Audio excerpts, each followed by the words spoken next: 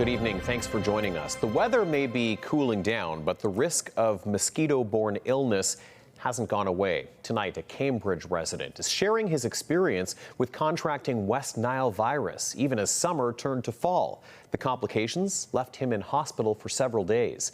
Let's go to CTV's Krista Simpson now with more on this story tonight. Krista. Tony, most people that contract West Nile virus don't experience symptoms, and those that do usually don't get too sick. But a Cambridge man says he is among the 1% that did, and he's sharing what it was like. He's also reminding people to take precautions while the mosquitoes are still around. Renee Vandenberg thinks his ordeal began here in his backyard, a place where he often spends time. I guess I got bitten by a mosquito. Doing lawn work here in the backyard is my most logical explanation. He developed headaches that after a few days became so painful, he went to the hospital. After many tests, he received a diagnosis that came as a surprise. It turned out that it was viral meningitis as a result of West Nile. West Nile virus is transmitted through mosquitoes. On Friday, Region of Waterloo Public Health confirmed it had its first human case of the virus since last year, and a second case has been identified since. As we experienced a very hot summer with continued warm temperatures into September, this has extended the life cycle of mosquitoes in our region. Public Health issuing a reminder that people should continue to take precautions to try and avoid mosquito bites, like using repellents and covering up with long sleeves, pants, and a hat.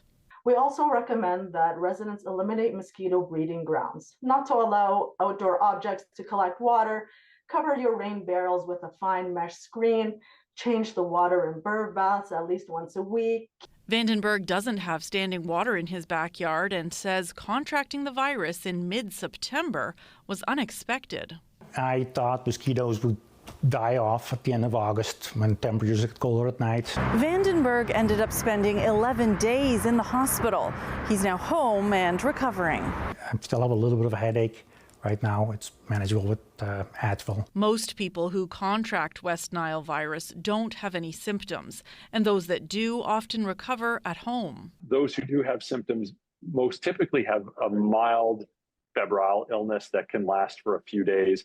Mild meaning it's not usually severe enough to bring people into hospital, but people can feel pretty crummy for a couple of days. But Dr. Isaac Bogoch says 1 to 2% can experience neuroinvasive disease that can be serious. The key here is prevention. Make sure that people are aware that it's circulating at certain times of year, and then taking steps to avoid and prevent mosquito bites to prevent transmission of this infection. Vandenberg says his story is a reminder to take those easy precautionary steps. 1% is not as little as you think it is. Dr. Bogoch says it is important to be aware of West Nile virus, just as it is important to be aware of tick-borne illnesses. Take the appropriate precautions against being bitten, but don't let it prevent you from spending time in the great outdoors.